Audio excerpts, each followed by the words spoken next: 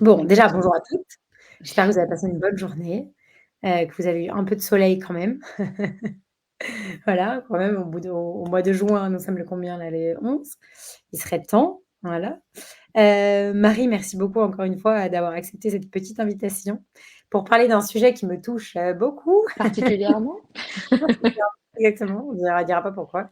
Mais voilà, ça me touche beaucoup, on va en parler bien sûr, Si, on va mais en parler. Je on va en parler. Mais voilà, c'est un sujet qui me touche beaucoup et donc voilà. Donc franchement, merci 1000 fois encore à toi pour l'invitation et je vais te laisser te présenter justement. Voilà et juste Sandrine, je réponds juste aux mamans qui commentent. Les filles se demandaient si le live avait lieu justement, mais oui, en fait et c'est pour ça qu'elles ont pas reçu de notification. C'est pour ça que je l'ai mis sur le groupe. Je viens de le rajouter dans la conversation aussi pour que tout le monde puisse l'avoir. Voilà, mais impeccable. bon, Arrête, je impeccable. te présenter. Bon, bah, déjà, merci Caro. J'aime bien nos petits rendez-vous réguliers. C'est toujours un plaisir. Et puis, bah, et de discuter avec toi et évidemment d'échanger avec toutes les petites mamans qui, j'en suis certaine, ont plein de choses à dire sur le sujet. Donc, évidemment, la culpabilité, c'est un gros, gros sujet qui, je crois, nous concerne toutes de près ou de loin. Donc, ce sera hyper intéressant d'en parler. Et je crois d'autant plus, d'ailleurs, quand on est maman. Parce que je crois que c'est un peu en filigrane toujours quelque part chez nous. Donc voilà, je suis contente de pouvoir aborder ce sujet-là avec toi aujourd'hui et merci de m'avoir invitée à nouveau.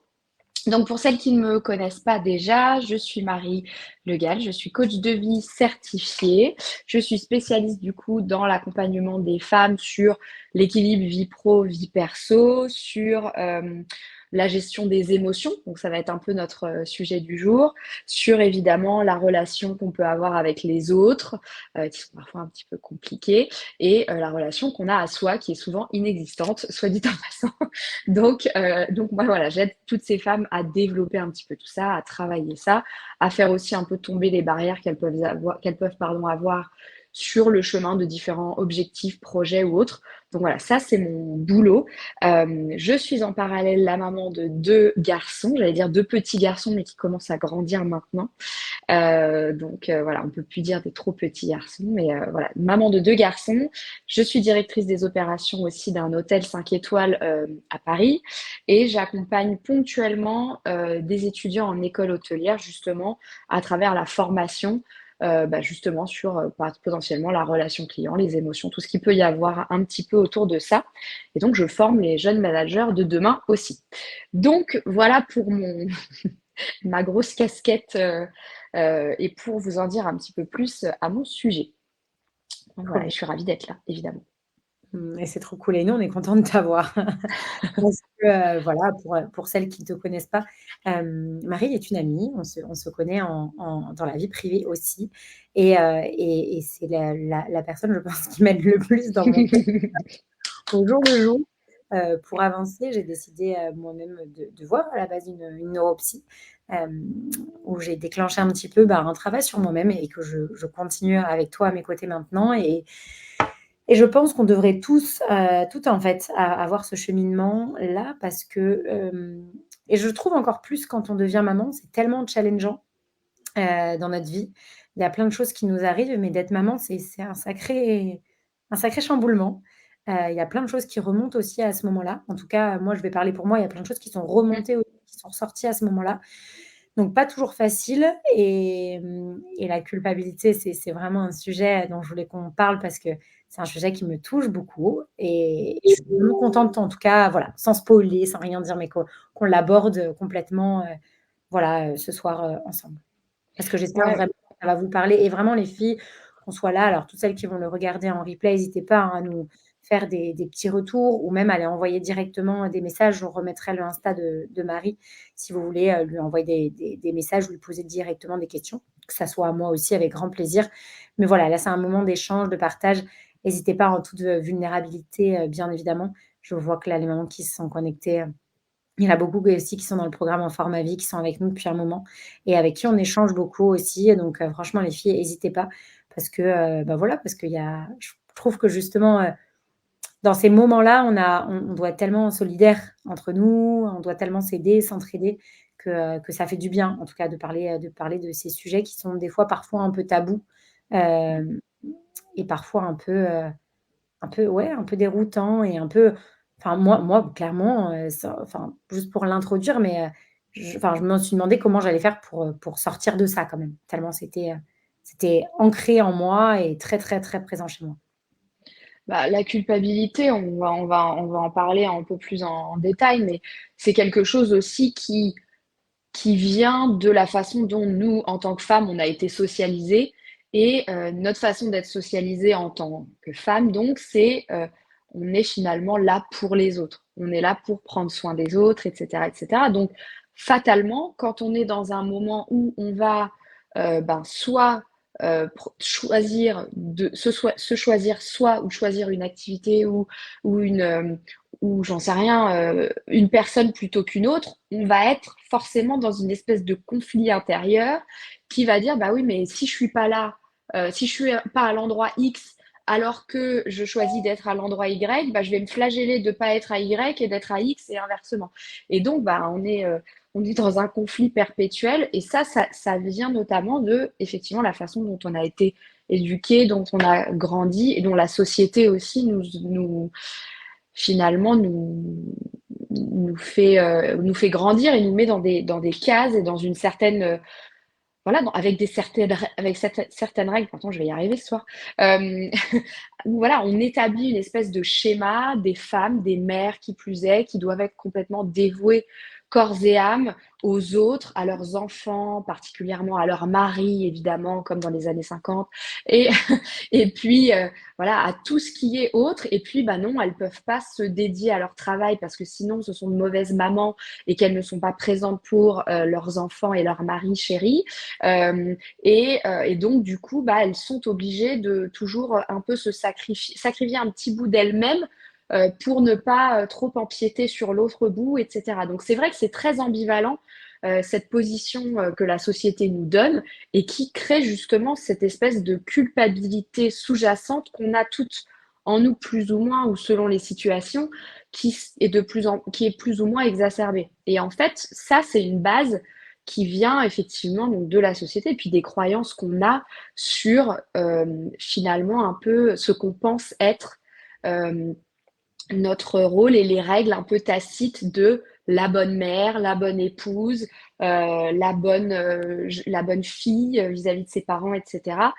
Et donc forcément, on établit comme des espèces de règles un petit peu, ouais, comme un petit, règlement intérieur de, pour être une bonne maman, il faut être comme ci, comme ça, et cetera. La société nous en rajoute une petite couche, donc dès qu'on déroge à la moindre, de ces règles, dès qu'on sort un petit peu des sentiers battus ou qu'on se centre un petit peu plus sur soi, forcément on est assailli de ce sentiment, assez désagréable de se dire on n'est peut-être pas dans notre rôle, peut-être pas à notre place, peut-être pas, qu'on fait peut-être pas de la bonne façon et là, oui, ça arrive, la culpabilité, pointe son nez. Je te vois sourire Caro, je pense que ça a l'air de te parler. Mais donc voilà, tout ça déjà, ça vient aussi de là. Donc c'est important de comprendre, sur quoi ça repose déjà, pour ensuite décider, un de challenger ça et 2 aussi de comprendre comment fonctionnent les émotions.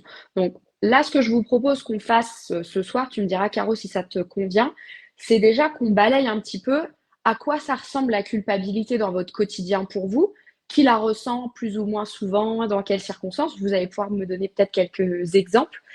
Ensuite, l'idée, c'est de comprendre comment les émotions fonctionnent de manière générale, parce que la culpabilité, c'est une émotion. Donc, je trouve que c'est important de comprendre comment dans notre corps et dans notre cerveau ça se passe, pour ensuite, voir de quelle manière on peut, comprendre pourquoi ça nous dessert de cultiver finalement cette culpabilité, qu'on ressent au quotidien et ensuite, bah, comment on peut s'en défaire. Donc si toi ça te va Caro, on peut partir là-dessus. Qu'est-ce que C'est tu en par penses? c'est parfait, c'est top. OK. Il y a vous avez 2 heures devant vous les filles, on y va.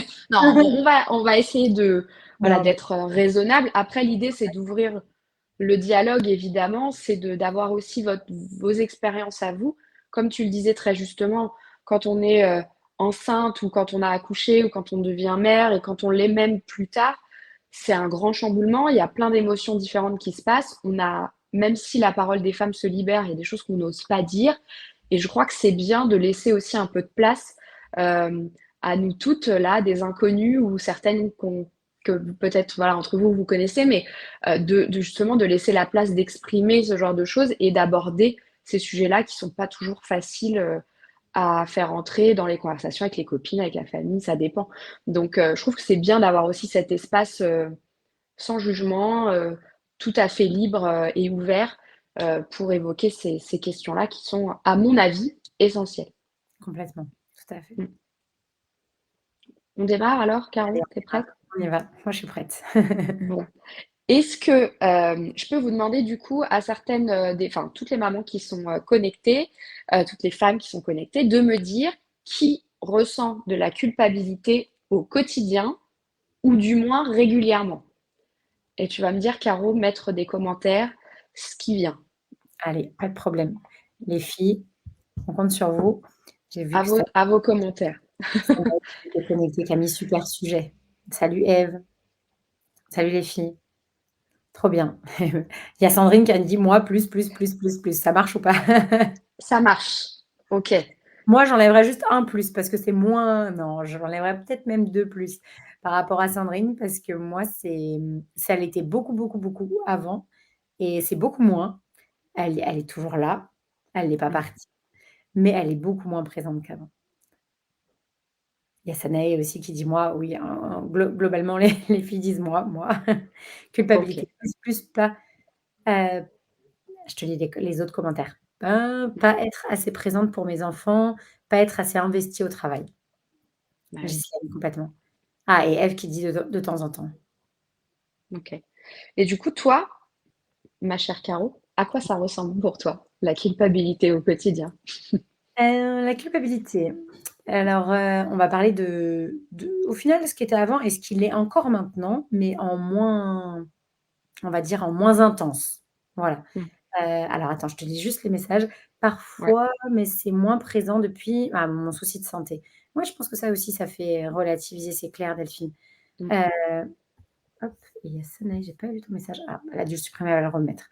Alors moi, alors déjà, au niveau en termes de sensation, une boule qui est pile poil au niveau de mon sternum, vraiment, ce poids, en fait. J'ai vraiment, vraiment un poids au niveau de ouais, un poids au niveau du sternum, physiquement, voilà. Mmh. De temps en temps, ça peut être un peu la gorge serrée, aussi, tu vois? Un petit peu les OK. tensions, voilà, ici. Ça, c'est physiquement à quoi ça ressemble. Voilà, maintenant, attends, tu peux me redire exactement ta question? Que je réponde Déjà pas. déjà, c'est hyper bien, Caro, et je vous encourage, mesdames, à faire ça aussi, à vous demander à quoi ça ressemble pour vous, la culpabilité dans votre corps et les émotions de manière générale, parce que déjà, ça vous permet d'avoir des indicateurs et de reconnaître ce qui se passe en vous et de pouvoir mettre un mot dessus quand vous avez des émotions inconfortables, même quand il y en a des confortables d'ailleurs, pour, voilà, savoir de quoi il s'agit, ce qui se passe, quels mots on peut mettre dessus et du coup, quand vous faites ça, et que vous vous demandez ce qui se passe dans votre corps, à quoi ça ressemble, et cetera, c'est comme ça que vous laissez passer l'émotion plutôt que d'y résister. On en parlera plus tard, mais du coup, j'adore ta réponse, Caro, parce que, c'est hyper important. À quoi ça ressemble pour toi la culpabilité? Ben, c'est un très bon exemple de me dire physiquement à quoi ça ressemble, mais du coup, peut-être ma question, je peux la reformuler en disant: «Dans quelle situation est-ce OK, que tu ressens de la culpabilité dans ton quotidien?» OK et juste avant de répondre à ça, le mot qui me vient aussi, c'est le pas assez, tu vois? Mmh. Pas assez, dans Mmh. un petit peu de différentes situations. Alors, c'est vrai que je prends souvent cet exemple pour celles qui me connaissent depuis un petit moment, des mamans qui sont là, elles ont déjà entendu cette histoire, mais moi, j'étais full, full, full sur la culpabilité, donc en fait, j'étais pas assez assez présente avec mes enfants. Surtout que je bossais le soir, donc c'était compliqué pour moi de réussir à trouver un équilibre, hem, on va dire dans ma vie de famille et donc du coup, je culpabilisais d'être pas assez, là avec mes enfants. Je culpabilisais aussi de ne pas être assez présente, dans la maison tout court, dans les tâches, voilà, qui incombent à une vie de couple, en gros, à des parents dans une maison. J'estimais ne pas être assez, du coup, investie aussi au travail et donc pour vous donner un exemple pur, de moi, du niveau où j'étais. Un exemple que je donne souvent, mais voilà, Kevin qui jouait dans le jardin avec les enfants, moi qui faisais à manger, bah, je culpabilisais d'être pas en train de jouer avec mes enfants, que c'était un moment que je perdais, que j'arrivais pas à être là avec eux parce que je fallait que je prépare à manger. Et en même temps, si je préparais, enfin, si j'étais avec mes enfants et que Kevin préparait à manger, je culpabilisais de ne pas avoir préparé à manger avant et donc du coup, bah, de «faillir» entre guillemets à mon boulot de maman, de femme au foyer entre guillemets, même si je ne suis pas femme au foyer. D'ailleurs, bravo à toutes les mamans au foyer parce qu'il faut avoir un sacré courage pour faire ça. Mais bon, bref. Et donc, du coup, voilà, en fait, j'avais une double. En fait, peu importe la situation, et c'est là où c'est pervers, entre guillemets, c'est de me dire qu'en fait, peu importe la situation, mon angle, il changeait pas, en fait. C'est-à-dire que peu importe comment je voyais la situation, j'avais toujours la même culpabilité. Et c'est là où je me suis dit, OK, là, il va falloir que je trouve vite des solutions parce qu'en fait, c'était pas à cause de la situation, c'était à cause des histoires que je me racontais de la situation. Et là, je me N'est-ce suis pas? dit: «OK, bon, il y a du boulot à avoir» parce qu'en fait, la même situation, je peux la vivre de différents angles et tu sais, souvent on te dit: «Essaye de voir de différents Mmh, angles». Bah, moi, j'arrivais pas enfin, je la voyais de différents angles, mais j'arrivais toujours à la même sensation, la sensation de ne pas être assez. mmh, ouais et ton exemple, il est il est criant, et moi, c'est effectivement, c'est ce que j'entends pas mal autour de moi. C'est ce que moi, je peux vivre aussi en tant que mère, femme, épouse, tout ce que tu veux, chef, des opérations et cetera. Où en fait, au-delà de la culpabilité qu'on pourrait décrire comme le regret d'avoir mal agi, par exemple, où tu dis: «Bah, je me suis trompée, je me sens coupable parce que j'ai fait de la peine à quelqu'un». Bon, ça, encore une fois, les émotions, c'est un autre sujet, mais parce que je pense avoir, blessé ou, fait une erreur, donc la culpabilité au stricto sensu, elle existe. Celle-ci, elle est utile parce que ça te permet de tirer des enseignements et de faire différemment la prochaine fois. Mais effectivement, la culpabilité dont on parle aujourd'hui, c'est, cette envie de faire quelque chose d'autre de ce qu'on fait maintenant, mais si on fait l'autre chose, on culpabilise de ne pas faire la première. Typiquement, voilà, quand vous culpabilisez d'être à la maison avec vos enfants plutôt que d'être en train de finir euh, ce super dossier que vous devez rendre qui est hyper important pour vous, ou à contrario, quand vous êtes dans cette réunion et que vous culpabilisez de ne pas être avec vos enfants, quand vous avez envie d'être ailleurs que là où vous êtes, bah là aussi vous culpabilisez parce que vous ne devriez pas avoir envie d'être ailleurs, mais être 100% à ce que vous faites, que ce soit dans un rôle d'épouse, de salarié, chef d'entreprise ou de femme. Voilà, typiquement quand vous vous dites je je voudrais être une amie impliquée, vous vous prenez une sortie avec votre copine, vous culpabilisez de un, laisser votre mec tout seul, de deux, pas avoir vu vos enfants, et de trois, prendre du temps pour vous parce que vous êtes censé vous donner aux autres et finalement faire abnégation de vous derrière tous ces proches qui sont autour de vous. Donc finalement, on a envie d'être partout à la fois, on rêve de ce don d'ubiquité pour pouvoir justement être assez partout, être aussi potentiellement différemment de celle qu'on est. On peut avoir par exemple de la culpabilité quand, bah, j'en sais rien, on a peut-être ben, pas le poids sur la balance qu'on voudrait avoir et donc bah, on se dit qu'on culpabilise, qu'on n'est pas assez bien pour tenir un régime, que peut-être on a switché enfin skippé notre séance de Just for Mum avec Caro et que bah, on se dit qu'on est trop naze parce que, et on culpabilise derrière de ne pas avoir réussi à tenir. Donc déjà, il y a une notion autour de la culpabilité, il y a évidemment une notion d'exigence, une notion de performance, une notion de, comme tu disais, de pas assez, donc une notion aussi de règles à respecter, comme on l'a dit au tout début. Et finalement, quand on n'est pas dans cette espèce d'idéal qu'on a, nous, qu'on considère comme une référence en la matière pour notre façon d'agir, ben, il y a pas mal de conséquences. Parce qu'il va y avoir une question de... On va se juger, évidemment. On va s'auto-flageller, évidemment. On va avoir honte de soi aussi parfois. On va évidemment on va nuire à sa propre image parce que si effectivement on a l'impression qu'on est une mauvaise mère, bah forcément c'est ce qu'on va se répéter dans notre cerveau un paquet de fois et c'est quand même pas très valorisant en termes d'estime de soi. La confiance en soi, du coup, se casse aussi un petit peu la figure. Donc, c'est quand même pas évident parce que, voilà, à vouloir être partout, on n'est nulle part.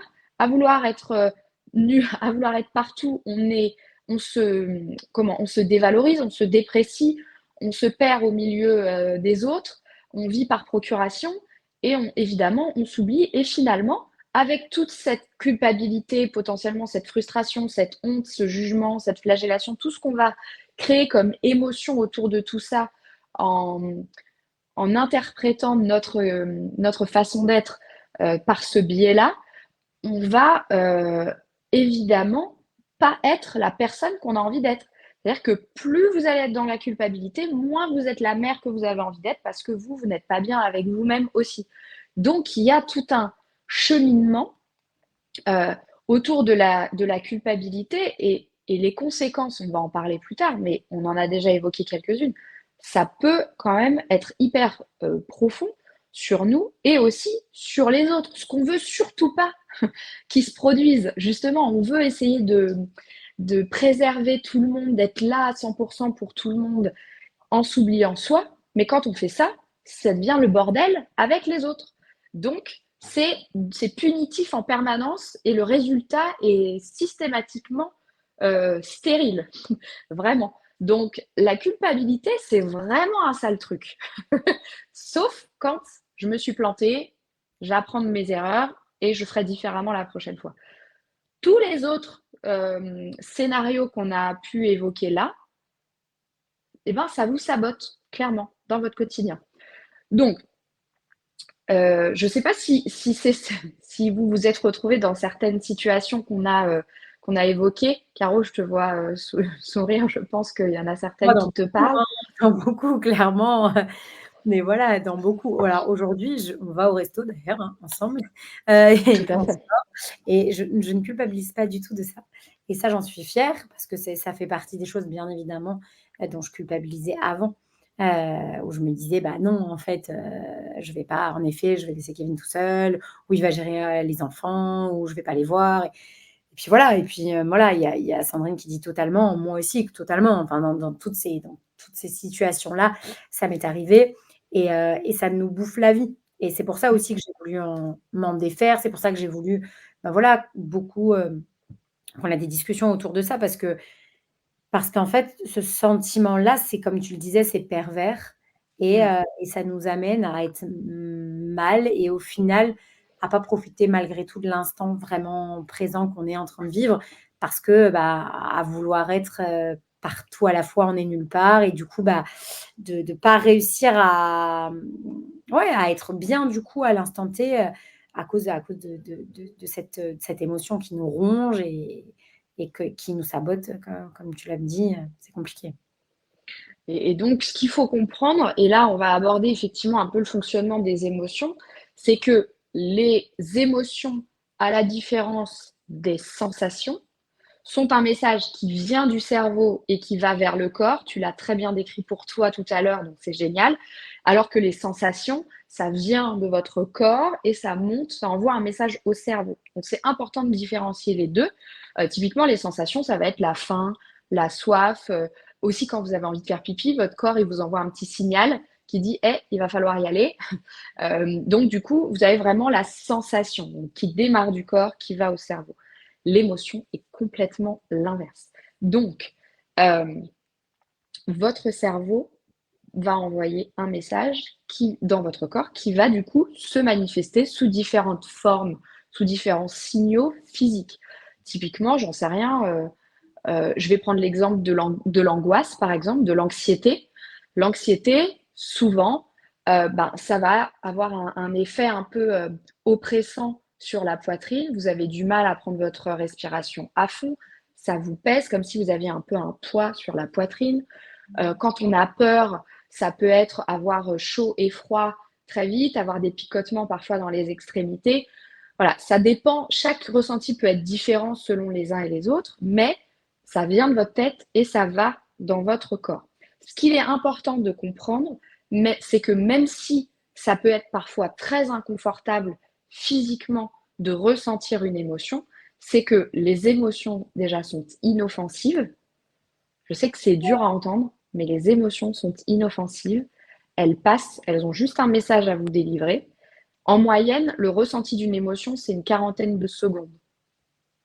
Sauf que vos émotions, elles viennent de vos pensées. Je vais vous en parler après. Mais du coup, si vous ne résistez pas à l'émotion, votre émotion, votre inconfort, si tant est qu'il y en ait un, sera passager et ne durera que quelques secondes. Donc ça, c'est important de se le rappeler pour pas se sentir complètement démuni face à ce qu'on peut ressentir physiquement. Tout comme un enfant qui, pour la première fois, ressent la peur, va avoir du mal à, à contenir ce qui se passe, va aussi surenchérir sur la peur en se disant en se demandant ce qui se passe, en disant que c'est pas normal, qu'il y a quelque chose qui cloche, qu'il va mourir, ou que c'est très dangereux, bah forcément, il va avec son cerveau renchérir sur cette émotion qu'il a ressentie et qui lui semble très curieuse et, euh, et qu'il ne connaît pas, et ça va du coup réalimenter sa peur. Or, effectivement, vous, j'en sais rien, vous êtes habitué à ressentir la peur. Si vous avez quelqu'un qui surgit du coin de la rue et vous fait boue, vous connaissez, sur le coup, vous allez sursauter. Bon, vous en faites pas un drame parce que vous savez que derrière, c'est rien de grave, que vous n'êtes pas en danger et que tout va bien se passer. Donc, votre interprétation de la situation va pas être au secours, danger, on va mourir. Ça va être ok, c'est cool, c'est juste Benji qui fait le con à essayer de me faire peur, ce gros naze. Voilà. Donc, du coup, votre émotion va être complètement différente. Mais le ressenti en soi, si on ne surenchérit pas nous-mêmes par nos pensées, dure très peu de temps et si on laisse l'émotion passer, encore une fois, c'est inoffensif. Donc, il faut s'entraîner, comme je le disais tout à l'heure, et Caro, tu l'as très bien expliqué, à décrire à quoi ressemblent les émotions pour vous en termes de ressenti physique, pour du coup que votre cerveau associe ça tout simplement à un mot d'émotion et que ce soit plus un sujet et un problème que de ressentir telle ou telle émotion, qu'elle soit positive ou au contraire qu'elle soit un peu plus inconfortable. Donc ça, c'est important de le comprendre et de comprendre que les émotions, elles ne sont pas là contre vous, elles sont là pour vous passer un message et elles ne vont pas vous faire de mal tant que vous les laissez passer. Donc ça, c'est un premier point, je pense qu'il est important de vous partager. Ouais, il y a Sandrine qui dit justement le problème, c'est qu'on rumine. C'est un petit peu ce que tu disais. Voilà, il y a Floriane qui dit c'est une bonne question. Ça, est-ce que la surenchère est typiquement féminin? Enfin, En féminine. fait, pour répondre à votre question, nous, les femmes, sommes des êtres d'émotion. Les hommes sont des êtres à qui on a expliqué qu'ils ne devaient pas en avoir. Donc, forcément, eux vont avoir si on devait avoir une courbe de gestion des émotions, les femmes, ça ressemblerait plutôt à ça. Et les hommes, c'est beaucoup plus flat parce qu'eux ne sont pas forcément euh, conscients ou à l'écoute de leurs émotions parce qu'ils doivent un peu les mettre sous le tapis pour pas sembler vulnérables, sensibles et rester des caïds costauds. Donc forcément, les femmes vont plus avoir tendance à dire je ressens ça, pourquoi je ressens ça? Mais c'est normal que je ressente ça? Mais attends, là c'est pas normal, je devrais pas ressentir ça. Et donc, c'est là qu'effectivement la surenchère, la rumination va créer des émotions sur des émotions sur des émotions. Donc, oui, un cocktail parfois un peu détonnant. Je pense que même si des hommes qui m'entourent ou avec lesquels j'ai pu travailler vont parfois ruminer certaines situations qui vont les contrarier ou ce genre de choses, c'est vrai que déjà le travail sur les émotions avec les hommes avec qui j'ai pu le faire, c'était déjà de comprendre quelles étaient les émotions qu'ils pouvaient ressentir, de les nommer, de comprendre, de voir à quoi ça ressemblait dans leur corps, pour ensuite pouvoir identifier dans leur quotidien ce qu'ils ressentent. Euh, Parce qu'en soi, quand vous mettez tout sous le tapis, c'est comme s'il n'y avait pas de problème. À partir du moment où vous commencez à soulever le tapis, bah oui, vous allez ressentir plus intensément les choses comparativement à quand vous essayez voilà, de tout camoufler. Donc oui, il peut y avoir une différence. Encore une fois, tous les hommes ne sont pas pareils, mais ils ont été socialisés quand même globalement comme ça. Et c'est ce qui peut expliquer que parfois, ce soit difficile de se comprendre, parfois entre les hommes et les femmes, parce que les hommes vont avoir des réactions beaucoup plus flat, alors que nous, on va voilà, beaucoup plus être plus animé, on va dire, et que parfois, ben, forcément, quand vous avez une courbe comme ça, qui essaye de communiquer avec une courbe comme ça, bah, il y a des disparités, il y a des fois des complexités qu'il faut du coup apprendre à appréhender, à gérer, et c'est pas toujours évident. Ouais, Mais complètement. oui, ça arrive aussi. Ah oui, c'est la société, la Floriane qui répondait en disant: «Tu es un garçon, pleure pas», enfin voilà, ce genre de choses. C'est complètement ça, en fait, on est complètement là-dedans et en fait, c'est vrai que tu l'as dit, tu en as parlé au début du live, mais on se rend pas compte à quel point, en fait, la société et ce qu'on comment dire? Ce qui a été ancré en nous depuis longtemps, joue Mmh. un rôle, hein, aujourd'hui sur tout ça. Mais oui, et heureusement, notre société évolue. Je sais que dans certains pays, malheureusement, ça régresse. Dans certains pays développés pourtant, justement, enfin, j'ai discuté avec une amie là, il y a quelques jours. Vous n'êtes pas sans savoir qu'aux États-Unis, certains États ont supprimé le droit à l'avortement, mais il est question dans ces États de supprimer la contraception aussi. Donc, bref, nous, on avance, j'ai bon espoir. Alors, il y a encore du travail, et je crois que nous, en tant que maman, on va avoir un devoir de responsabilité dans la façon d'éduquer et de socialiser nos enfants pour justement travailler à changer ça, à laisser déjà plus de place aux émotions de manière générale, qu'on éduque des garçons ou qu'on éduque des filles. Évidemment, dans la relation homme-femme aussi, on a une responsabilité. Moi, je me sens tout à fait responsable de ça en éduquant 2 garçons, 2 jeunes garçons, justement à essayer de voir les choses différemment, d'avoir un angle de vue autre, de réduire cette espèce d'énorme pression qu'on met aussi sur les épaules des garçons, quant à, la performance, quant à, la sexualité aussi, quant à tout un tas de choses, auxquelles enfin, pour lesquelles ils ont absolument rien demandé, et que la société leur a demandé de suivre et qui leur a servi sur un plateau. Donc je pense qu'on peut encore continuer de faire évoluer les choses à travers l'éducation de nos enfants. Et ça, je pense que c'est important, et ça va bouger, justement. Je pense que cette disparité homme-femme dans la gestion des émotions, je pense qu'elle va s'effacer avec le temps, justement, euh, à travers voilà, cette façon de voir un petit peu différemment les choses maintenant. Donc ça, je crois que c'est important. Donc Ouais, il complètement. faut le garder dans un coin de notre tête. Et ça va changer, ça va changer. Donc c'est plutôt bien. Est-ce qu'il y avait des questions, d'autres choses, Caro? J'ai suivi, non, pour l'instant, non. Ok. Alors, vos émotions, donc je vous ai dit qu'elles venaient de votre cerveau et qu'elles venaient de vos pensées. Ça va pas être simple de l'accepter, mais les émotions que vous ressentez ne sont pas créées par les gens, ni par les circonstances qu'il y a autour de vous. Elles sont créées par les petites lunettes que vous portez sur les gens et sur les circonstances qu'il y a autour de vous, c'est-à-dire votre appréciation des différentes situations. Ah En ça, tu fait, peux redire la phrase, hein, parce que moi, j'ai eu du mal au début à me dire: «Comment ça?» En fait, si je suis énervée, on va prendre Kevin, il est pas là, sur Kevin, c'est pas de sa faute. Là, tu vois, je me disais: «Comment ça, c'est pas de sa faute?» «Mais si, c'est de sa faute». «Non mais Marie, tu as pas compris. Regarde ce qui s'est passé, c'est lui qui a dit ça. c'est lui Donc, qui a dit ça et puis regarde ce qu'il a fait derrière». Enfin voilà. c'est lui Non qui mais dit Caro, t'es jamais là, je me tape le ménage tout seul. Et voilà, là, exactement. parce que tu vas penser, mais il est gonflé celui-là, de me dire ça, moi je cours partout, nani nana.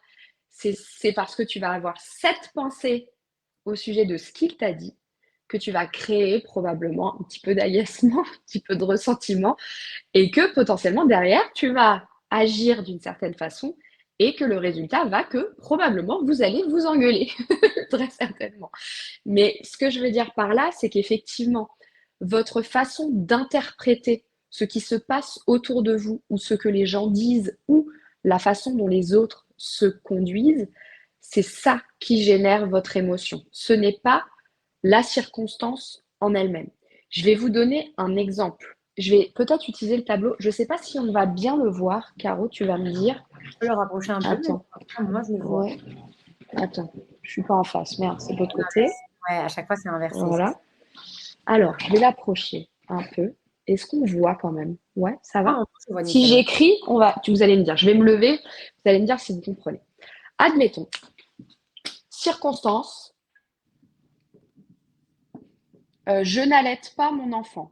Je n'allaite pas. C'est neutre. OK? Les circonstances autour de vous sont neutres. Je sais, c'est pas facile à accepter. Mais admettons, voilà, c'est un fait, vous n'allaitez pas. Votre pensée au sujet du fait de ne pas allaiter peut être: je veux inclure le papa dans les repas, par exemple. Je veux inclure le papa. OK. Dans ce cas-là, votre émotion, qui sera créée donc par cette pensée, va être probablement, peut-être du coup, de l'excitation, du partage, de l'échange, quelque chose peut-être comme ça. Je veux inclure le papa, ça donnerait, oui, je pense de l'envie, de la connexion, probablement parce que justement vous allez partager quelque chose, du partage, voilà. Et comme vos émotions sont le carburant de vos actions, parce que vous vous sentez en connexion, en partage avec le papa, que du coup vous êtes bien dans votre allaitement, bah, probablement que du coup, bah, vous allez être à l'écoute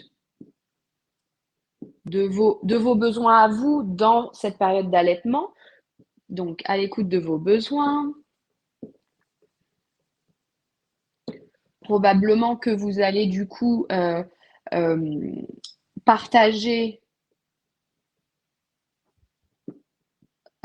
partage des repas avec votre conjoint, des repas avec le papa. Bref, vous allez créer des super moments et le résultat que vous allez créer pour vous, puisque la somme des actions que vous allez créer à partir de cette émotion-là va créer un résultat pour vous qui va être qui va vous concerner vous et qui va finalement dire que je m'inclus, vous vous incluez en tant que personne dans ce projet-là, vous êtes dedans, donc je m'inclus dans la démarche et je me connecte aux autres, clairement. Je me connecte, je ne sais plus écrire, je me connecte, on va dire au moins au papa. OK.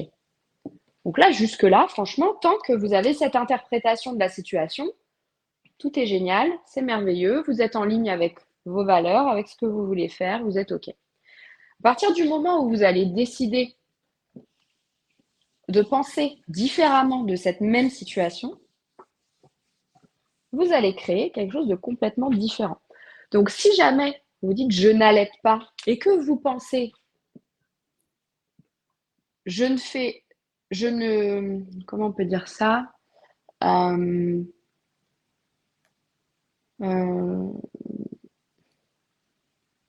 je ne suis pas une bonne mère, on va dire, ou je ne donne pas le meilleur pour mon enfant, d'accord? Cela dit en passant, c'est ce que les sages-femmes nous rabâchent, hein, sans vouloir un peu, Non, mais et c'est important que tu dises ça. Moi, j'ai absolument aucune position hein, négative ou quoi sur l'allaitement. Chacun fait ce qu'il veut. Moi, j'ai pas voulu allaiter pour le premier parce que j'avais envie que ma poitrine reste à moi et que j'avais envie que le papa puisse partager du coup ce moment-là. Euh, pour mon deuxième, j'aurais bien aimé essayer parce que je savais que c'était le dernier. C'était pas possible parce qu'il est arrivé un peu trop tôt. Mais enfin, chacun fait ce qu'il veut. Hein. Mais c'est juste que je sais que ça reste un sujet ouais, un complètement. peu compliqué parfois, où il y a pas mal d'injonctions qui arrivent, notamment pour nous, les femmes. Et du coup, je trouvais que c'était un cas un peu intéressant à vous présenter. Mais après, encore une fois, hein, chacun fait comme il veut. Donc, si vous pensez je ne suis pas une bonne mère, probablement que là va pointer la culpabilité, le jugement, la honte, voilà, on a un beau cocktail. Hein. Ok. Quand on se sent comme ça parce qu'on pense qu'on n'est pas une bonne mère, Ben, en général, je me coupe des autres. C'est ça qui se passe. Parce que quand on a honte, on se cache, physiquement ou enfin de façon concrète ou pas, hein, mais voilà. Je me coupe des autres, je rumine, je me juge, évidemment. Euh, Probablement que les relations avec le papa sont un peu tendues parce qu'on ne se sent pas à la hauteur, le pas assez de tout à l'heure, Caro. Donc, donc voilà, en gros, je m'éloigne du papa et exactement avec une maman pleine de culpabilité, de honte, de jugement, forcément, on n'est pas au top avec son bébé non plus. Donc, qu'est-ce qui se passe? Au final, on se confirme qu'on est une mauvaise mère parce qu'on n'est pas la mère qu'on a envie d'être, clairement. Donc,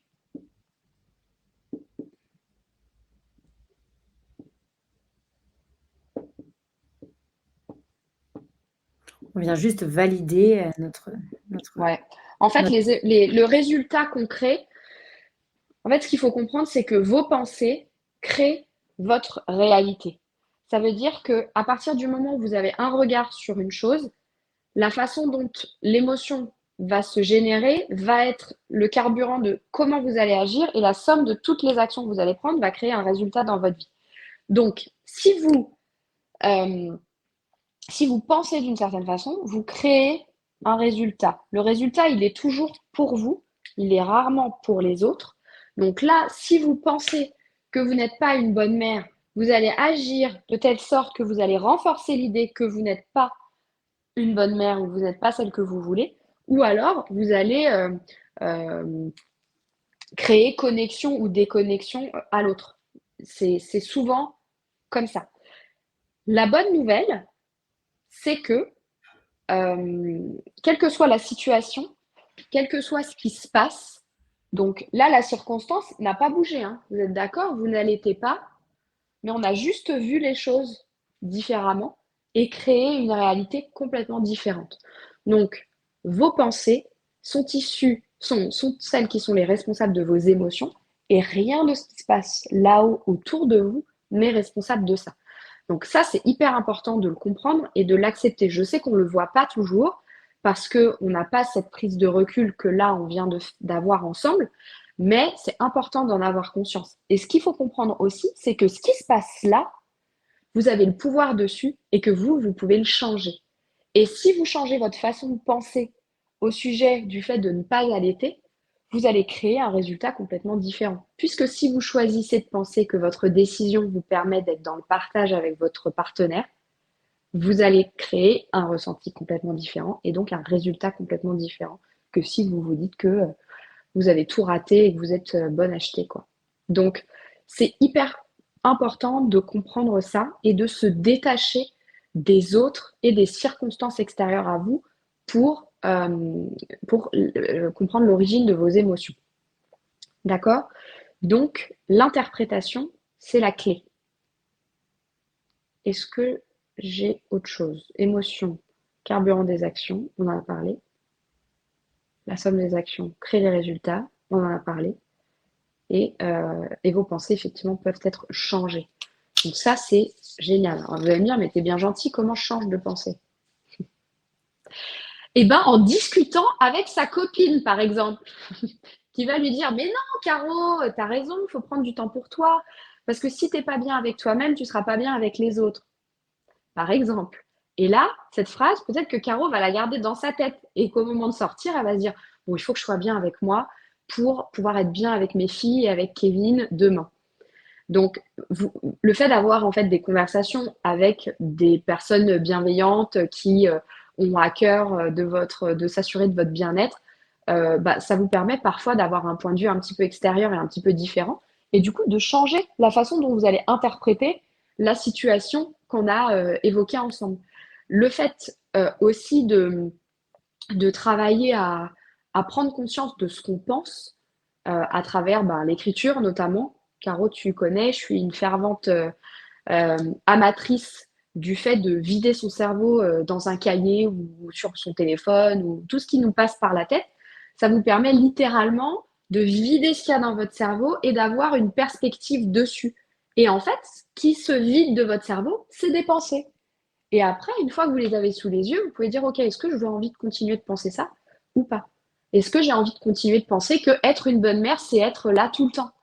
Est-ce que j'ai envie de penser que être une bonne mère, c'est faire que des gâteaux maison? Est-ce que j'ai envie de penser que être une bonne mère, c'est être à tous les spectacles des enfants? Est-ce que et ça peut être oui ou non, hein, mais c'est vos règles à vous.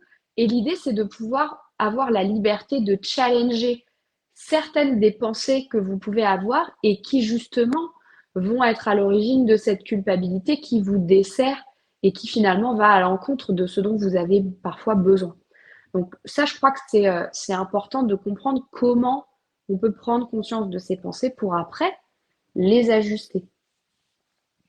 Ouais, Est-ce que tu complètement. as des choses que tu veux ajouter, Caro, ou des choses que tu veux dire, ou des questions qu'on a eues? Alors, pour l'instant, on n'a pas de questions. Les filles, n'hésitez pas si vous avez des questions. Non, c'était plus, c'est vrai que moi, enfin, c'est des phrases de toute façon, en effet, de nos discussions, de livres aussi, hein, sur lesquels j'ai beaucoup lu dessus. Et en fait, par rapport à ces fameuses pensées, c'est des choses en fait qui nous bouffent la vie, et de choisir un peu ce qu'on. En fait, je pense que les pensées, je les ai toujours, mais du coup, OK, est-ce qu'elle est importante pour moi? Est-ce que c'est une pensée que j'accepte de garder, en fait, ou pas? Parce qu'en fait, des pensées, vous allez en avoir toujours. Enfin, je pense que même en travaillant dessus, je pense que les pensées, elles arrivent, et après, toi, avec ton petit filtre de dire: «OK, c'est gentil, ça, j'en veux pas» ou «Ça, OK, merci, c'est important en effet, pour moi» et en fait, de choisir un petit peu après celle que tu gardes et celle que tu décides de ne pas garder. Mm. Parce qu'en fait, les pensées d'être une mauvaise mère, ce genre de choses ou enfin là, voilà, de sujets plus vastes, mais même sur des simples trucs, de se dire: «OK, est-ce que j'accepte de garder ces pensées ou pas?» Qu'est-ce que j'en fais en fait de ça? Et heu et il y a ça et il y a aussi la perception, quand ce sont les autres qui te le disent.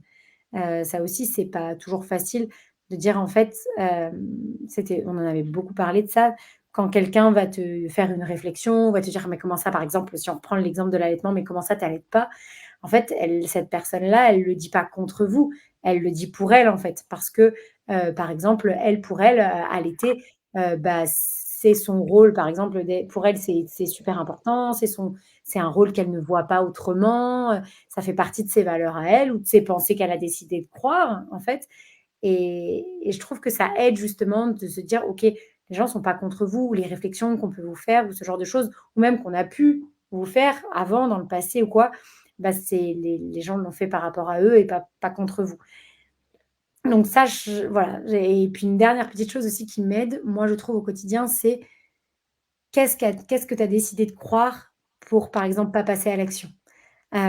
Souvent, c'est une réflexion que je me fais quand, bah, voilà, je procrastine sur certaines choses et je me dis dans le fond, qu'est-ce que j'ai décidé de croire pour, bah, par exemple, pour pas faire ma séance, pour, j'en sais pas moi, pas aller à cette réunion ou pour pas faire ce projet ou pour pas créer mon entreprise ou pour pas, j'en sais rien moi, partir en vacances, en voyage ou aller au resto avec ma copine. Qu'est-ce que j'ai décidé de croire, en fait? Si je viens pas au Mm. resto avec toi ce soir, parce que bah, voilà, qu'est-ce que j'ai décidé de croire? J'ai décidé de croire quoi? En fait, que, bah, encore une fois, j'extrapole, mais bah, que je vais pas être une bonne maman, que Kevin ne va plus m'aimer si je fais ça, que c'est pas mon rôle d'être au restaurant et de profiter de ma soirée avec ma copine au lieu d'être chez moi, devant, par exemple, les championnats d'Europe que Kevin est en train de regarder en ce moment d'athlétisme.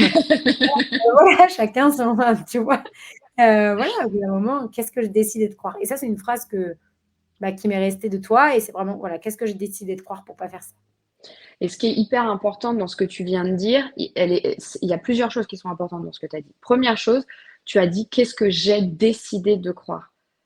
Et je crois que c'est hyper important parce que quand tu utilises le terme «décider», déjà ça te remet aux manettes de ton expérience. C'est toi qui es littéralement en train de diriger ce qui se passe. Que tu aies fait un choix qui derrière créer un résultat qui te plaît ou pas, mais c'est toi qui es vraiment aux manettes de ce qui se passe. Et ça, je crois que c'est hyper important parce qu'on a souvent l'impression qu'on subit, que ce soit nos émotions ou ce qui nous passe par la tête, et que finalement, on subit notre vie plutôt que de la diriger. Toi, dans ta façon d'expliquer ce que tu viens de dire, tu as pris les manettes de ce qui se passe. Donc ça, déjà, c'est hyper important. La deuxième chose que tu as dite qui est importante, c'est qu'effectivement, des pensées, on en a tout le temps. Et notre cerveau, en fait, nous balance des trucs par défaut comme ça dans la tête.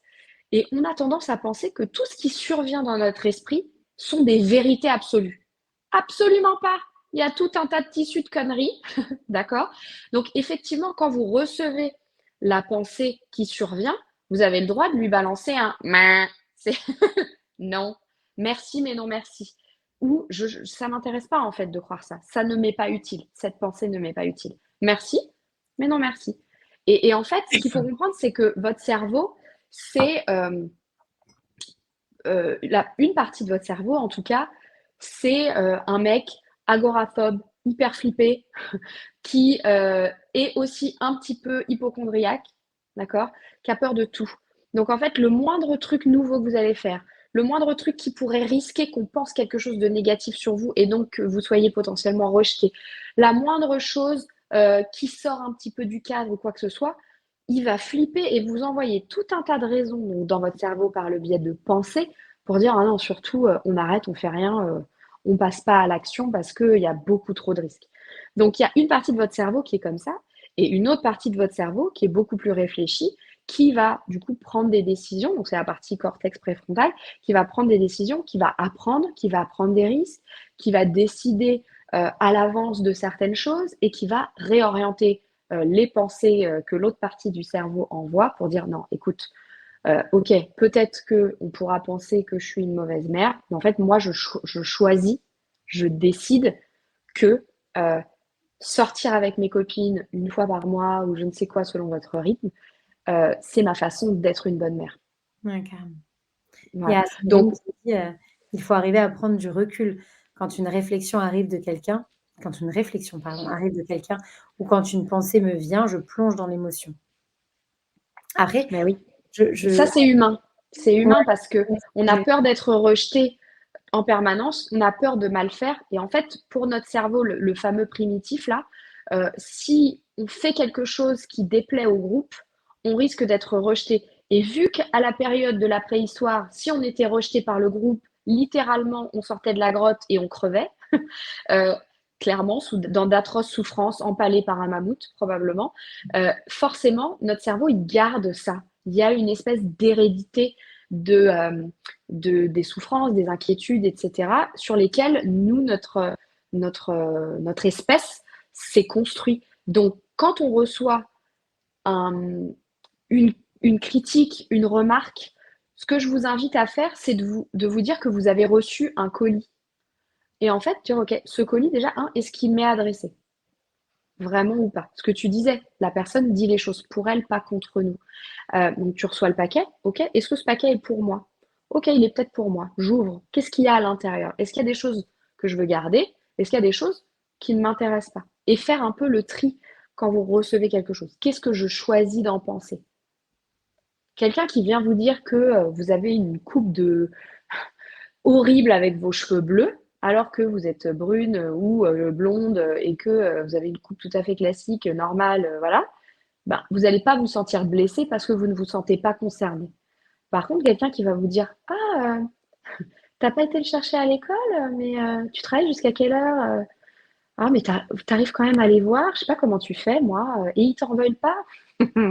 C'est quand tu entends ça, parce que potentiellement tu te dis que peut-être elle a raison, que tu n'es pas suffisamment présente, que tu n'es pas assez ici pour être plus là-bas, ben, tu vas croire une partie de ce qui est dit et tu vas interpréter ça comme elle a raison, je suis vraiment une mauvaise mère. Et c'est là que tu plonges dans l'émotion, parce que c'est ton interprétation de ce qui a été dit qui va générer une émotion et une émotion qui peut être forte chez toi quand tu sens que tu n'es pas à la hauteur ou que effectivement finalement tu n'es pas celle que tu voudrais être et que les autres le voient en plus. Et donc ça, ouais. c'est difficile.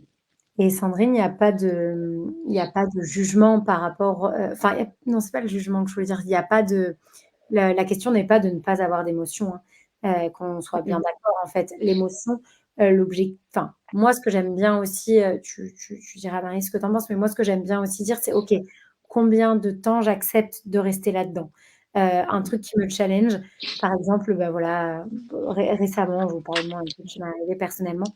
Récemment, mon ancien collègue, bon bref, j'entraînais beaucoup en gymnastique et récemment, en fait, mon ancien collègue, me faisait des reproches de ne pas revenir assez au gymnase, bref, et qu'en gros, bah, il m'en voulait beaucoup de pas, voilà, de pas revenir assez au gymnase, et bref. Et à un moment donné, il m'a dit: «Bah, en fait, enfin voilà, je», lui, il était vraiment très, très dans l'émotion, justement, très émotif, et il y a, bref, une soirée gym s'organise, et là, donc c'est lui qui l'organise. Il dit: «Mais moi, en fait, je veux pas qu'elle soit là», voilà. Et en fait, à ce moment-là, moi, je me suis sentie, bah, blessée, enfin, je me disais: «Mais il comprend pas ce que je vis, il comprend pas ça», enfin bref, et cetera, et cetera. Et du coup, en fait, je me suis dit: «OK, déjà, est-ce que j'ai le pouvoir de changer ça?» Oui, a priori, j'ai le pouvoir de changer ça, sur ce que je ressens à ce moment-là, et combien de temps j'ai envie de rester là-dedans? Est-ce que c'est une émotion qui va m'aider à trouver des solutions, à voilà, et en fait, me dire: «OK, combien de temps j'ai envie de passer là-dedans?» Et pas pareil quand Kevin m'agace, ça arrive aussi, et du coup, de se dire quand dans une situation qui m'agace ou que ça m'énerve, et qu'on n'avance pas, et cetera. Moi qui suis très impatiente, c'est, bah, du coup, enfin, OK, est-ce que là, de déverser, ma colère, mon pu sur les autres, et tout le monde Mmh. prend, dans ces cas-là, Kevin, les enfants, ma mère si elle arrive, une copine si elle arrive, enfin bref, tout le monde prend, et du coup de me dire: «Est-ce que ça vraiment ça m'est utile? Est-ce que j'ai envie de rester dans cette émotion-là?» Et c'est plus ça, en fait, de dire: «OK, quand il y a un truc qui te challenge, qui vient titiller ton émotion, te dire que, a priori, c'est pas quelque chose de négatif, mais par contre, combien de temps je veux rester là-dedans, c'est ça qui fait pour moi le négatif au final. Je sais pas si je suis Mmh. très claire, mais en fait, pour moi, c'est le fait de rester dans ça, et de, en effet, de pas être, voilà, de pas être bien, et après de déverser ta merde sur tout le monde, et de, tu vois? Voilà, Bah oui, oui. c'est plus ça, en fait, qui me Moi, challenge je derrière, suis où j'ai envie de rester là, où j'ai pas envie de rester dans cette émotion, en fait. Et je me dis, l'objectif, c'est de traverser cette émotion, en effet, et de me dire, bah, avant, par exemple, je mettais, je sais pas moi, 2 jours à m'en sortir, bah, peut-être que maintenant je vais en mettre qu'un jour et demi, puis un jour, et puis peut-être que même dans certains cas, hem, bah, je vais vivre cette émotion, puis au final, 5 minutes après, ça va me faire rire tellement je vais trouver ça, par exemple, pathétique, quoi. mmh.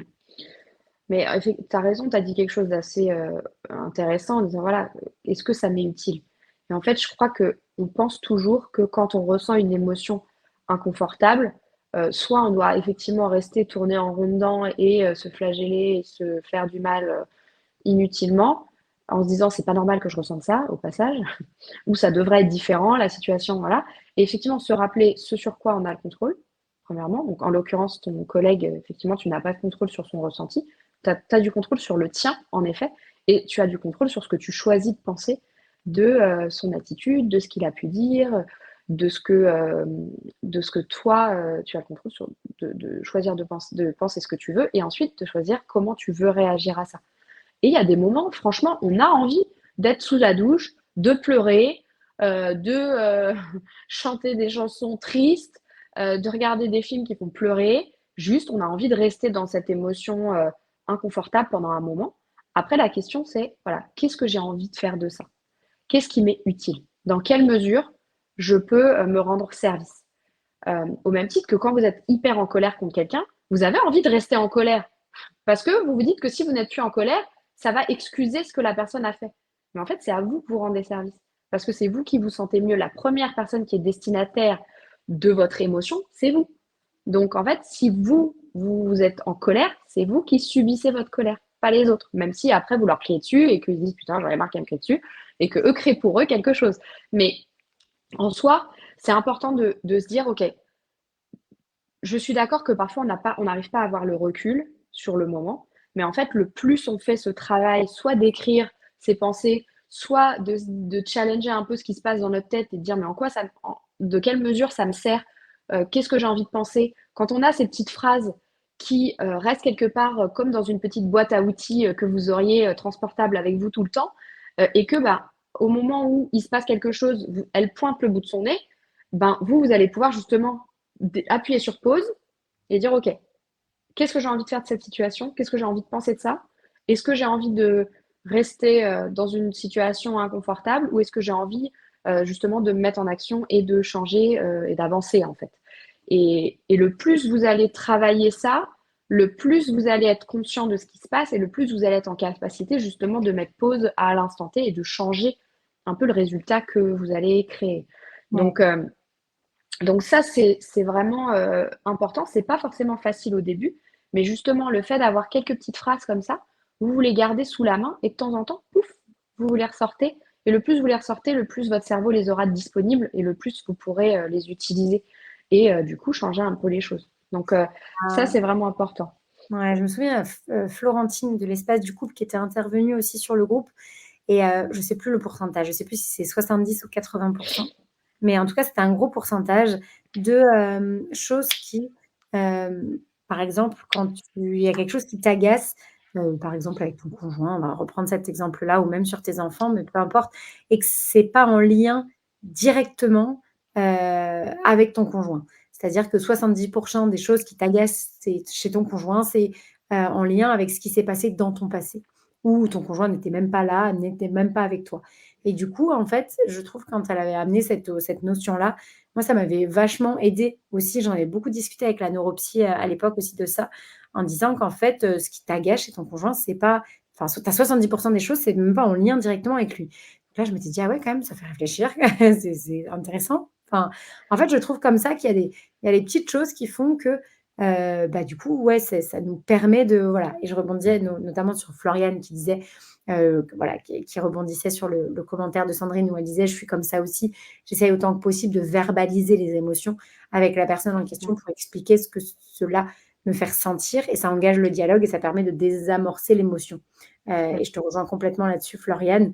Je trouve aussi que, que le discours, que le dialogue, même si des fois c'est pas toujours facile, permet de se faire du bien à soi, déjà en priorité. Ouais. Et c'est vrai ce que tu dis et concernant le côté quand ça nous touche particulièrement ou que ça nous quand on a une espèce de fragilité sur certains sujets où on démarre au quart de tour sur certaines choses ou des choses qui nous agacent, tu disais voilà, chez les uns les autres. Effectivement, quand on est, il y a une expression en anglais qui dit when it's hysterical, it's historical. Donc quand on est hystérique, c'est souvent historique. Et, et c'est clairement ça. Il y a des choses, des blessures qu'on peut avoir les unes les autres qui font que une petite action peut nous ramener, remettre un peu de sel dessus, qui fait qu'on va avoir des réactions assez vives. Euh, et c'est vrai que la plupart du temps, ça n'a rien à voir avec ce qui se passe vraiment et ça a plutôt à voir avec des choses que nous, on n'a pas forcément pensé ou pas suffisamment bien réparé dans le passé. Et effectivement, l'idée, c'est de choisir choisit, ce qu'on veut en penser aujourd'hui. Parce que le passé, de manière générale, c'est fait pour apprendre, c'est pas fait pour vivre. Donc justement, dire ok, ben j'ai été blessée là, qu'est-ce que je veux de différent aujourd'hui et qu'est-ce que je peux faire pour que ce soit différent. Et le fait de verbaliser de manière générale, évidemment, c'est sain, le fait d'utiliser le jeu, pas le quand tu fais ça à cause de toi, je me sens comme ça. C'est plutôt bah, dans telle situation, voilà comment moi je me sens et voilà comment pourquoi ça me blesse en fait. Et C'est sans toujours intéressant. dire et tu, mais je. Bien sûr. Bah, c'est intéressant justement, tu vas pouvoir rebondir dessus parce qu'il y a Delphine qui partage, son expérience et merci pour ta vulnérabilité pour ça. Elle dit: «Ça fait 2 mois que je suis en colère après une pers auprès d'une personne, pardon, suite à une remarque le jour de la sortie de mon opération, et au résultat qui me dit: "Tu vois, tu as une bonne hygiène de vie et tu as ça"». Et cette personne qui fume, boit, même d'en parler, j'ai envie de mettre un coup de tête. J'arrive pas à faire pour te resituer, Delphine, si je peux en parler Delphine, tu me dis si tu es OK. Mais, voilà, elle a vécu, une opération, on va dire d'une partie de la thyroïde, enfin de nodules qu'elle avait sur la thyroïde, et du coup, voilà et donc du coup, c'est vrai qu'elle a eu pas mal de petites voilà, elle me dit oui, donc bref, hein, au niveau cancer de la thyroïde et du coup, elle a eu pas mal de petites, on va dire, de petits soucis de santé qui se sont un petit peu enchaînés et c'est quelqu'un, bah, qui fait très attention à son hygiène de vie, qui boit pas, qui fume pas, qui fait du sport, qui mange sainement, et du coup, qu'est-ce que ça enfin, je vais te laisser toi, Marie, répondre à ça, mais moi, j'avais juste une question, Delphine, pour toi. C'est te qu'est-ce que ça te renvoie ça comme image? Parce que moi, par exemple, moi, on me dirait ça, bon, j'en rigolerais parce qu'en fait, je me dis que la personne, elle est complètement stupide. Mais moi, de mon point de vue, hein, moi, on me dit ça, je dis: «La personne, elle est complètement stupide», c'est enfin, le fait de boire, de fumer, on sait c'est prouvé scientifiquement que ça va a priori, réduire ton espérance de vie. Donc voilà, chacun agit avec ses conséquences. Mais qu'est-ce que ça challenge chez toi, en fait, c'est intéressant Ouais, justement de je crois que c'est une bonne question parce que en fait, la question qu'il faut que tu te poses, c'est qu'est-ce que, euh, qu'est-ce que sa réflexion dit de cette personne, déjà? Parce que la plupart du temps, quand les gens s'expriment à notre sujet, ça dit plus d'eux que ça ne dit de nous. Tu l'as dit très clairement, Caro, tout à l'heure, et c'est juste. Et en fait, la question, c'est pourquoi est-ce que ça te touche à ce point, déjà? Il faut que tu te demandes toi-même et que tu répondes à cette question. Pourquoi est-ce que ça te touche? Est-ce que c'est parce que cette personne, tu n'as pas envie qu'elle pense de toi une certaine chose parce que tu as peur qu'elle te rejette? Est-ce que c'est, ou d'être moins aimé? Est-ce que c'est parce que tu as envie de lui faire voir que tu as raison, parce que ça c'est possible aussi, et qu'elle se trompe, ou te dire bah, que tu as envie de la protéger, donc au contraire, tu vas challenger ce qu'elle elle te dit. Euh, Est-ce que, voilà, en quoi ça va te toucher ou te blesser? Qu'est-ce que tu choisis de penser de ça qui crée pour toi cet agacement? Parce que selon ce que tu choisis de penser, ça va créer un ressenti pour toi différent. Là, tu te sens en colère. Ta colère, c'est est-ce qu'elle est liée à cet abruti voit pas l'injustice que j'ai vécue moi et qui crée cette colère pour toi? Et du coup qui n'a rien à voir avec la personne, mais plutôt toi, avec ce qui s'est passé et le fait de dire mais moi j'ai une bonne hygiène de vie et ça m'arrive quand même à moi, donc une forme d'injustice, ou est-ce que ça n'a absolument rien à voir et tu te dis mais il est juste débile et tu as envie d'avoir raison et de dire mais en fait, sois pas si bête, voilà ce que moi ça m'a coûté. Je sais pas ce que tu as envie de répondre à ça, mais je crois qu'en général, quand les gens disent quelque chose, selon ce qu'on choisit de faire signifier cette remarque, ça va du coup, parce que c'est une pensée, générer quelque chose en nous. Donc là, ce qui serait intéressant, c'est de comprendre pourquoi ça te touche. Qu'est-ce que tu fais signifier sa remarque? alors là, elle a commencé à répondre: «Ce genre de personne ne m'intéresse pas, car moi je suis dans la bienveillance, pour élever les gens». Je pense, Delphine, pour en avoir discuté avec toi, tu me diras si je me trompe et je vais te laisser répondre à Marie. Je pense un peu cette colère de l'injustice, derrière ça malgré tout, parce que, et ce qui est complètement légitime, hein, quand on fait attention à sa santé, quand on fait attention à son alimentation, et qu'il nous arrive des petits pépins et puis en plus tu les as enchaînés toi à la chaîne, du coup cette injustice de dire que, pourquoi moi? En fait, c'est pas juste parce qu'au final, ça devrait lui arriver à lui, au final ou à elle, je sais pas si c'est une fille ou un garçon. Mais, voilà, en partant du principe, que c'est une fille, bah, voilà, c'est ça de toute façon, ça aurait dû lui arriver à elle parce qu'elle, elle ne prend pas soin de sa santé et voilà, donc je pense que ouais, voilà, elle alors et du coup, cette petite colère, de cette injustice. Je sais pas si je me trompe Delphine, mais en tout cas pour en avoir un petit peu discuté avec toi pardon, c'est un petit peu ça, c'est ce côté, bah, ouais, c'est pas juste, c'est dur, hein, quand il nous arrive comme ça des petites choses en boucle, on se dit: «Mais en fait, j'essaie de tout faire Ça, bien» et ça charme, quoi. le sort s'acharne, exactement. Et moi, si je peux te donner un conseil sur ce qui peut t'aider, c'est qu'aujourd'hui, la colère que tu ressens, elle ne te, elle ne s'applique qu'à toi. C'est-à-dire que la personne contre qui tu es en colère ne ressent rien, elle est probablement dans son salon tranquille. Donc finalement, c'est à toi que ça fait défaut, plus qu'à cette personne, ce qui n'excuse pas hein, son attitude un peu véhémente. Et ce que j'aimerais aussi t'inviter à faire, donc c'est déjà ça, potentiellement, tu vas dire, ok, moi ça me dessert, moi j'ai besoin m'apaiser moi. Donc, c'est à toi que ça va rendre service, ça ne la pardonnera pas ou ne l'excusera pas. Et par ailleurs, de te demander, en fait, pourquoi est-ce que tu penses qu'elle dit ça? Parce que ça a à voir avec elle, en fait. Et cette personne-là, peut-être qu'elle te dit ça pour se rassurer, elle, et pour chasser le mauvais sort. Peut-être qu'elle te dit ça pour se dire, bon, bah voilà, bah, moi, j'ai pas envie de changer ma façon de vivre pour m'assurer de vivre longtemps. Donc, bah, en fait, tu vois, ça peut aussi arriver quand tu as une bonne qualité de vie. Donc, le fait d'essayer de comprendre pourquoi la personne a cette façon de voir les choses, ça va te permettre d'être moins dans le jugement et plus dans la curiosité.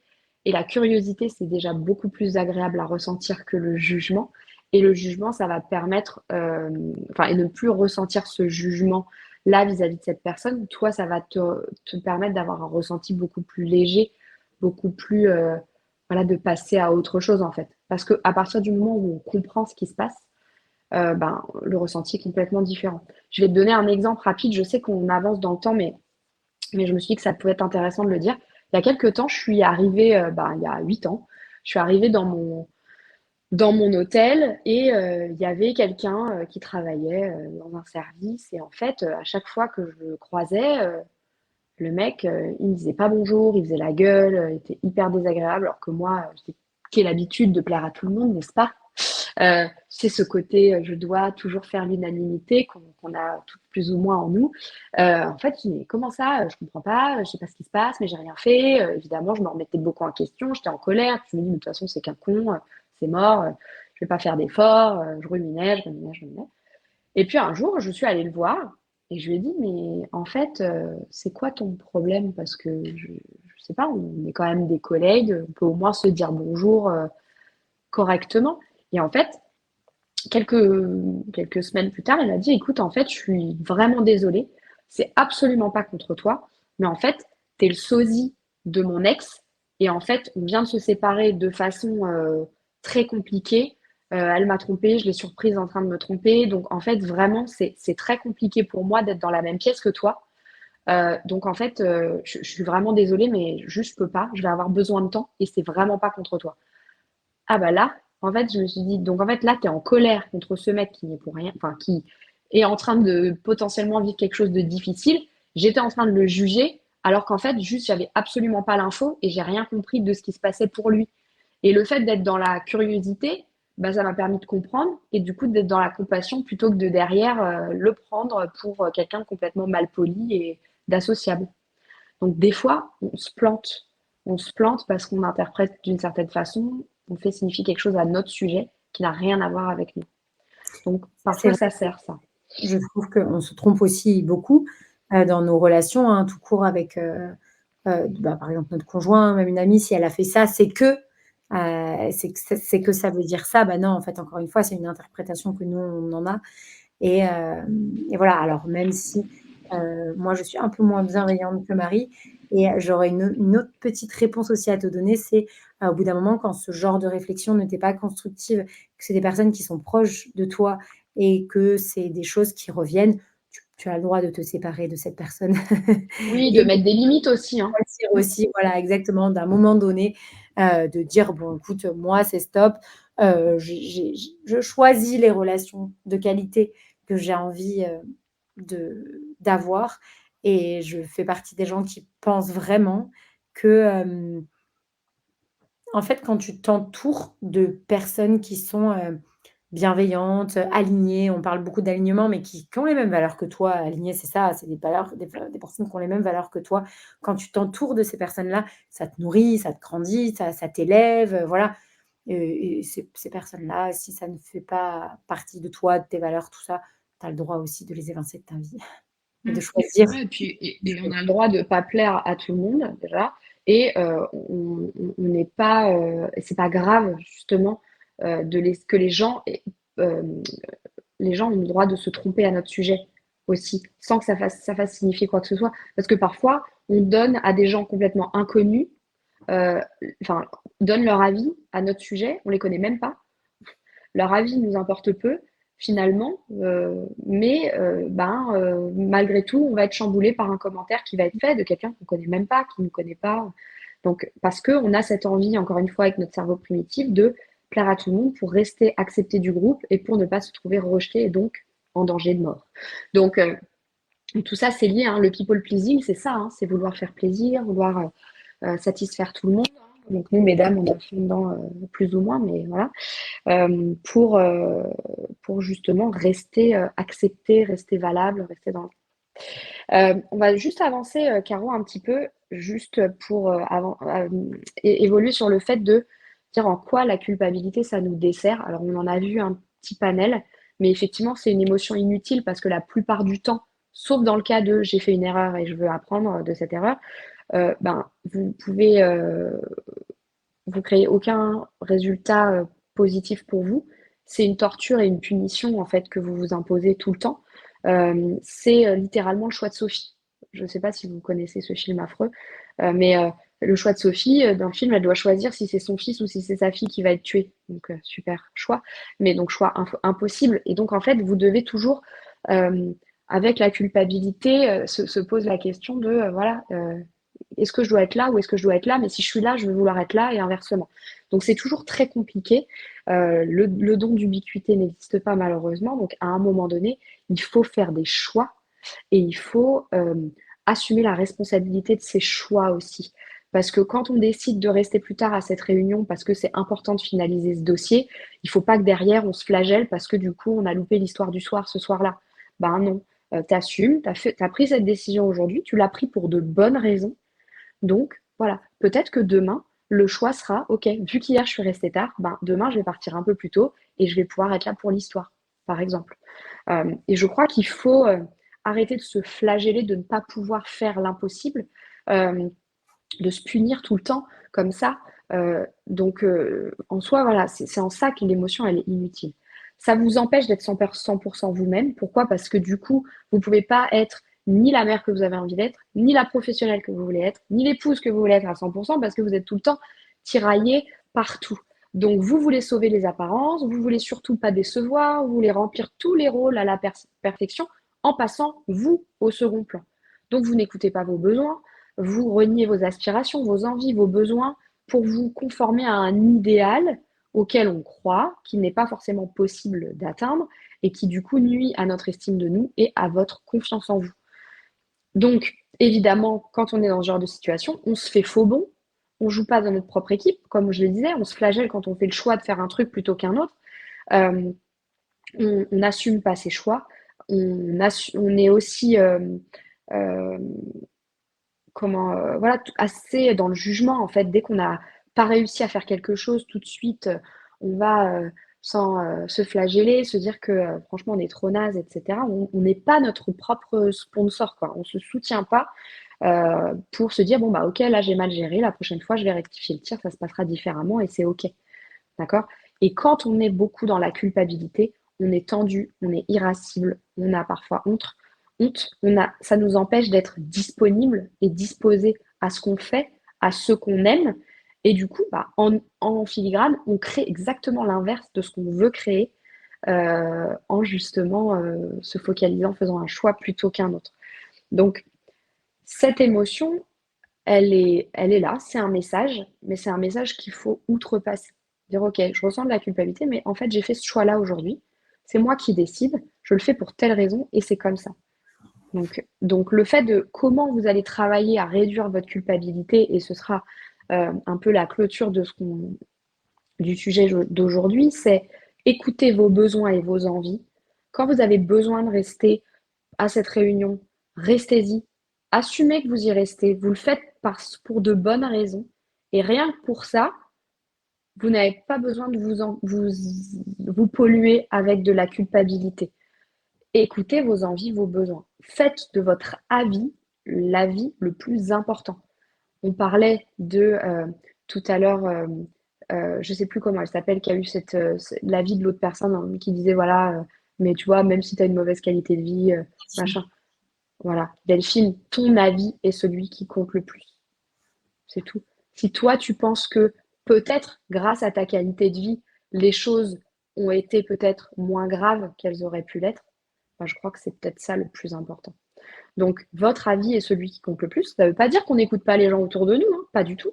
Ça veut juste dire qu'on prend la température avec soi d'abord. Et après, on choisit d'en faire ce qu'on veut. On accepte l'émotion. La culpabilité, comme tu le disais, Caro, elle va être là. Après, on recadre ce qu'on choisit d'en penser, on décide d'agir et on est son meilleur soutien, même si ça tourne mal. D'accord? Même si quand vous rentrez à la maison parce que vous étiez à la réunion, votre petit, il dort pas et qui vous dit maman, t'étais pas là pour l'histoire et que là, vous avez votre petit cœur de maman qui se brise en mille morceaux, et ben, vous êtes votre meilleur soutien en disant voilà, j'ai pensé faire le mieux possible, je me rattraperai demain ou après-demain ou dans une semaine. Je ferai peut-être différemment la prochaine fois. Et recommencer tant que possible. Votre culpabilité, elle sera là. Elle pointera le bout de son nez, à vous de la recadrer.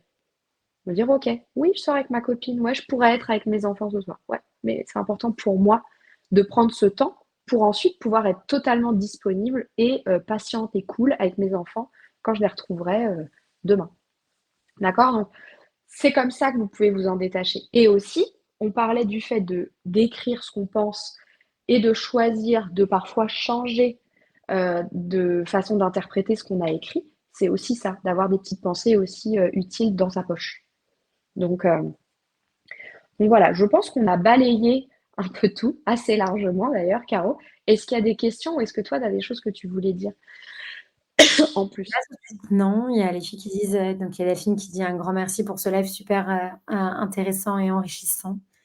Et merci à vous d'avoir joué le jeu aussi, hein, pour celles Oui, qui sont restées là jusqu'au bout et tout. Je pense à Floriane, à Sandrine, à Delphine, enfin, voilà, merci beaucoup les filles d'avoir, joué le jeu, d'avoir aussi, interagi pendant ce live parce que, bah, ça a beaucoup, aidé Marie aussi à pouvoir ah bah rebondir oui. sur vos problématiques. Donc, merci, de votre vulnérabilité. Floriane qui dit: «Oui». Et merci Sandrine aussi à toi.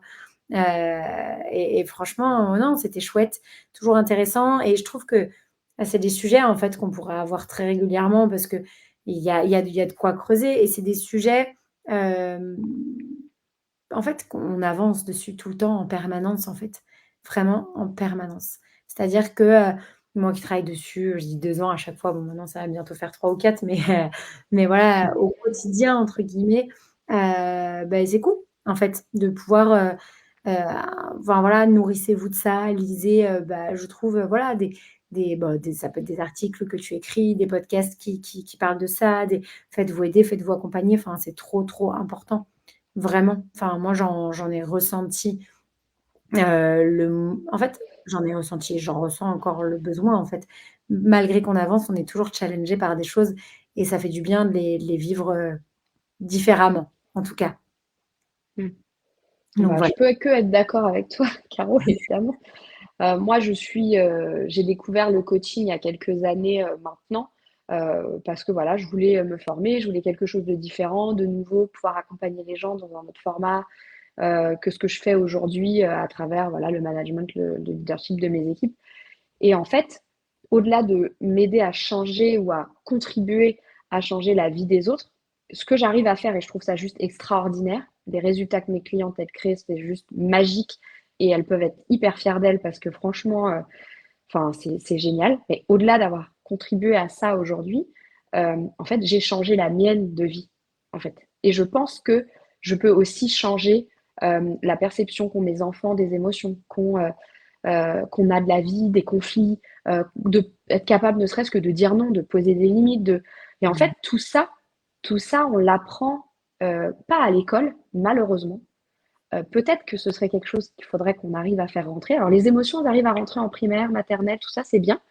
Mais effectivement, il faut qu'on aille un petit peu plus loin et les outils, bon là, on a abordé un outil en particulier qui s'appelle le modèle, c'est Brooke Castillo qui en est à l'origine, qui est la fondatrice de l'école de coaching qui m'a formée, mais des outils, il y en a plein. Et c'est vrai que ça a l'air comme ça anodin, parce qu'on se dit oui, c'est juste une phrase dans ma tête. Ouais, mais une phrase dans la tête, ça change tout. Ça change clairement le résultat que vous créez dans la vie, donc dans votre vie. Et donc vraiment, je suis plus que persuadée et 10 000 fois convaincue de par ma propre expérience que de se faire accompagner ou d'avoir accès à des contenus. Encore une fois, tout le monde n'a pas forcément la possibilité de se faire accompagner. Ça reste un investissement qui vaut 10 000 fois le coût, soit dit en passant, mais qui voilà, n'est pas forcément accessible à tout le monde, j'en ai conscience. Mais voilà, il y a beaucoup de choses qui existent. Effectivement, il y a des livres, Oui, je fais des vidéos, mais il y a plein de contenus qui existent aujourd'hui. Nourrissez-vous de ça parce que vous allez pouvoir tirer des petites choses par-ci, par-là pour vous aider à appréhender différentes situations, différentes relations, différents ressentis que vous avez et de vous comprendre mieux, de vous voir littéralement mieux. Ça vous permet, vous, d'agir beaucoup plus en direction de ce que vous voulez, de ce qui compte pour vous, de ce qui est aligné avec vous. Et ça, je crois que c'est hyper important et que ça n'a pas du tout de prix. Donc, euh, donc, faites un travail sur vous, je vous le recommande. On a tous des choses à gagner, en fait, vraiment. Donc, euh, Et je remettrai donc voilà. ton lien Insta, Marie, à la fin du live sur la conversation Ouais. pour toutes celles qui voudraient la regarder en replay. Il y a Sandrine qui est adorable et qui dit c'est toujours très intéressant les lives avec Marie. Ah, merci. Merci beaucoup. Et ça me touche de pouvoir partager ça. Il faudrait qu'on voit, Caro, peut-être pour faire une fois un live comme ça où on pourrait faire un coaching en direct, en Ouais, groupe, carrément. potentiellement. Parce que déjà, la force du groupe, c'est génial, mais Ouais. ça peut être sympa. Enfin, je lance ça comme ça, mais c'est vrai que parfois, quand on va aller, si par exemple on parle du cas de Delphine tout à l'heure, on aurait peut-être pu aller plus loin en coaching et ce que j'aurais pu peut-être voir avec Delphine, ça aurait pu servir à d'autres mamans pour d'autres Bien sûr. sujets. Donc voilà, parfois ça peut aussi Carrément. C'est deux être cas. sympa. Ouais, étude de cas, exactement. Non, mais c'est vrai, tu sais, pour avoir été Puis c'est euh, concret. au séminaire de David Laroche, c'était l'année dernière. Et c'est exactement ça. Enfin, il coach des personnes dans la salle comme ça. Et toi, tu te retrouves, tu vis pas la même chose que la personne, mais tu fais le parallèle très bien. Ça va très vite. Ouais, Non, et tout le monde tire de ça et je trouve que c'est hyper riche. Et la force du groupe, et particulièrement du groupe féminin, fait que c'est quand même assez chouette. complètement. Et puis, on a des Donc mamans voilà. incroyables, il faut se le dire. Bah oui, évidemment. Et je crois que toutes les mamans sont incroyables, je C'est vrai. crois, de manière générale. Toutes les femmes, en vrai. En vrai, je suis pas féministe, enfin si, je suis féministe, mais pas voilà, extrême. Mais je crois vraiment que toutes les femmes sont formidables. Et de ce que je peux en voir en accompagnement, vous êtes vraiment formidables. Vraiment, vraiment, vraiment. Vous êtes génial et tout ce que vous pouvez accomplir, c'est juste extraordinaire. Et vous en avez juste pas conscience. Ça, c'est fort. Eh ben, écoute, merci beaucoup, Marie. Merci encore pour ce soir. Merci à vous, les filles, d'avoir Merci à été là. toutes. Je vous remettrai le petit lien de Marie. N'hésitez pas à aller la suivre sur Insta. Tu fais régulièrement du contenu et tout. Et puis, on a la chance de la voir quand même assez souvent maintenant avec nous, que ce soit sur Insta ou voilà. On en rediscutera justement de ça. Il y a Ghislaine aussi qui te remercie. Et voilà, Merci et à de vous. pouvoir échanger. En effet, en étude de cas, ça pourrait être sympa aussi à faire, à réfléchir tout ça. Les mamans te remercient. Merci à vous les filles. J'ai voulu Delphine, Oui, Florence. merci beaucoup. Exactement. Merci beaucoup les filles. Et puis, je te dis à très vite, Marie. Et Oui, puis, à très vite. bonne soirée à vous toutes. Bonne nuit. Et voilà. Et en début du live, Marie se moquait de moi quand je disais on en a pour 2 heures. On aura mis 1 heure et demie quand même. Je me C'est suis vrai. dit. C'est vrai. C'est vrai. Mais Moi, il y a ça eu me des dérange pas. digressions. Moi, ça me dé moi, ça ne me dérange pas. Quand on part sur des discussions avec Marie, ça peut durer 3, 4, 5 heures des fois, où on se dit: «Oh, l'heure là, il est 2 heures du matin, peut-être aller se coucher quand même». C'est vrai. Donc voilà, C'est mais vrai. en Et tout cas, merci à toi, Caro, parce que ouais, c'est toujours chouette de pouvoir partager ces moments avec toi aussi. de rien, avec C'est grand cool. plaisir. Allez, je vous souhaite une très belle soirée et je te dis encore, merci à toi Marie et merci à vous toutes les filles. Allez, ciao tout le monde et Ciao. bonne nuit. Ciao tout le monde. Bye.